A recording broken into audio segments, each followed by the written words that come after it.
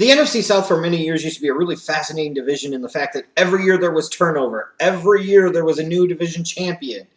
Yet over the past few seasons, the Carolina Panthers have put their paw prints all over the NFC South. They've made it a giant Panther litter box, if you will, for lack of a better pun. And when you look at 2016, you look at the Carolina Panthers coming off of a 15-1 season, defending NFC champs, lost in Super Bowl 50, and it's a team with a lot of its nucleus still in place. You look at this team and you say, who in this division can really challenge them? Who in the NFC South is really a formidable foe? And to me, the short answer, I think, is absolutely no one.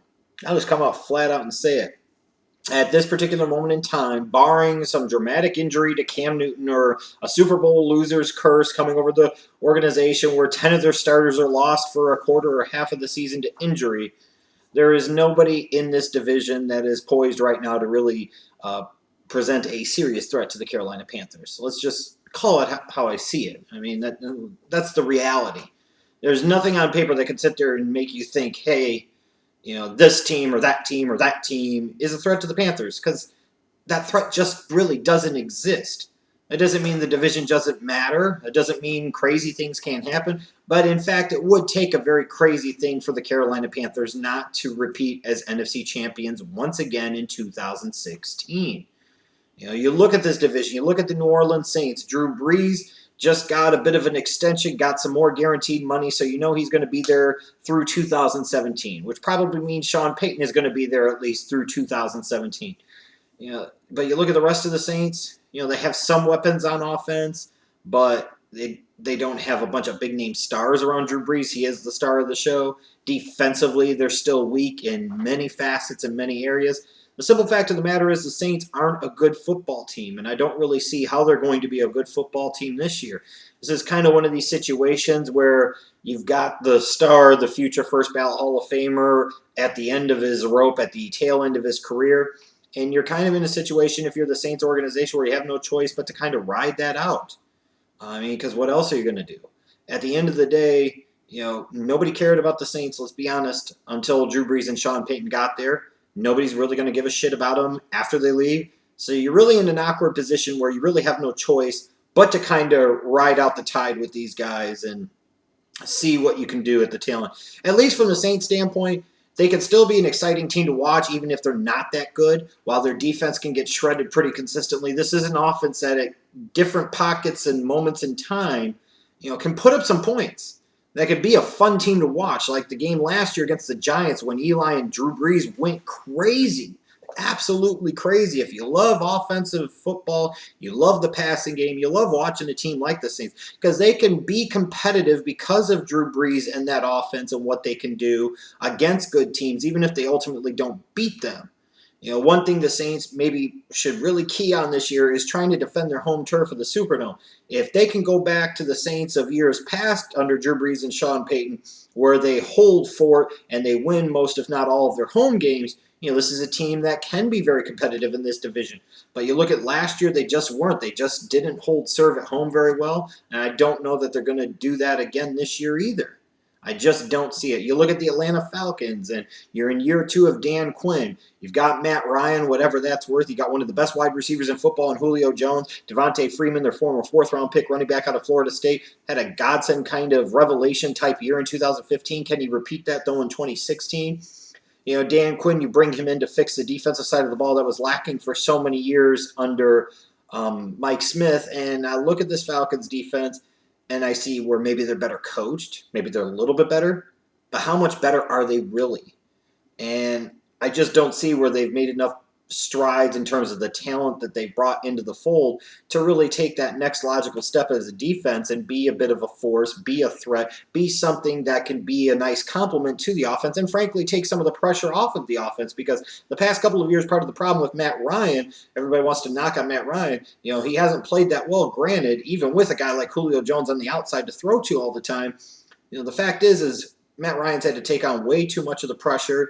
and that's led to way too many forced decisions and too many mistakes and so on. You have to be concerned about the Falcons and the balance on offense. If Freeman goes down, can Tevin Coleman really step in and be the bell cow back?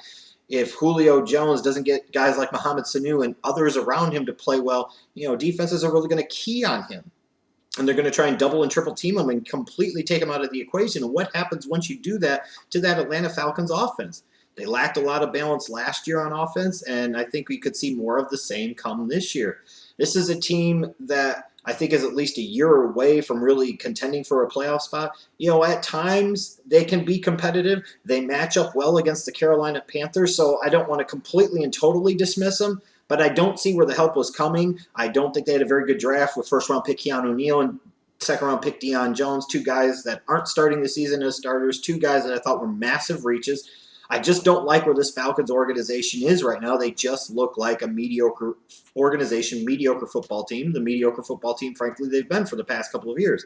The team that probably gets you the most excited outside of the Carolina Panthers in this division, I would think, has to be the Tampa Bay Buccaneers. You look at Jameis Winston and the progress he made throughout his rookie season, throwing for over 4,000 yards. You can see where the future looks bright for Tampa. And down the road, it could very well be Tampa behind Jameis Winston that are the single biggest threats year in and year out to Cam Newton and the Carolina Panthers. You've got muscle hamster Doug Martin had a massive year, granted in a contract year, so who knows what that means. Got a nice tandem of wide receivers in Mike Evans and Vincent Jackson. The defense, I think, is improving, in terms of the talent on that side of the ball around Gerald McCoy and Levante David. You draft Vernon Hargraves, Noah Spence, guys that could fill a nice role for the Buccaneers on that defense, a defense that desperately needed an infusion of youth talent and athleticism and speed, and they got some of that out of the draft. I have questions about their offensive line still. I have questions about whether their defense is really yet. We'll see if they ultimately end up.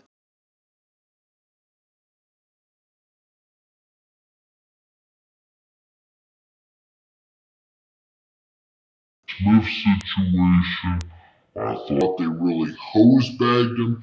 At least if you're going to do that, they just promoted the offensive coordinator for whatever that's worth in Dirk Cutter. So at least you didn't bring a lot of uncertainty into the fold for Jameis. I don't think they're ready to bang with the Panthers yet, but they're progressing in the right direction. And I think this season could be a real turning point for this organization. They could be a bit of a surprise, kind of wild card type of team. Although I don't know that they're that much of a surprise because there are probably a lot of other people that are viewing them as such.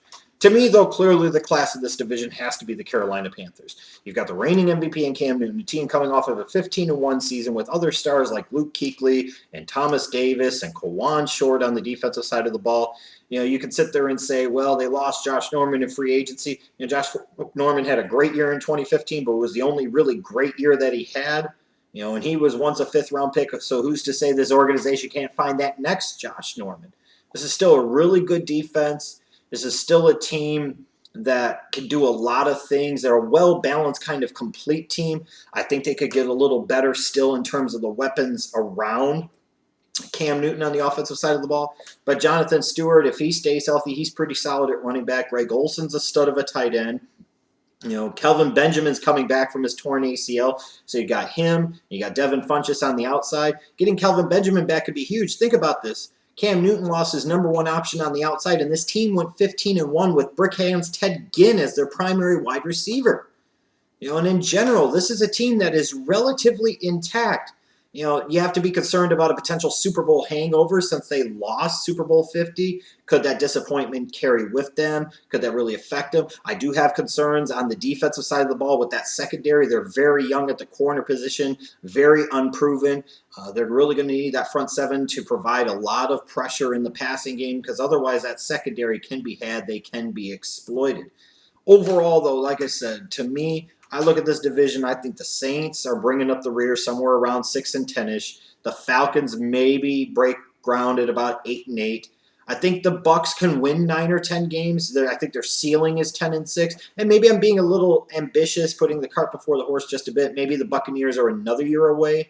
But I think they could potentially win 10 games this year. But again, I don't think it matters at the end of the day. And I don't really see how it is going to matter because, like I said, unless there's a devastating injury to Cam Newton or half of the damn starting roster on both sides of the ball for the Panthers goes down. This team is just so far superior and head and shoulders above everybody else. They should win 12 games, maybe even win 13 games, even with their tough first place schedule they're going to have.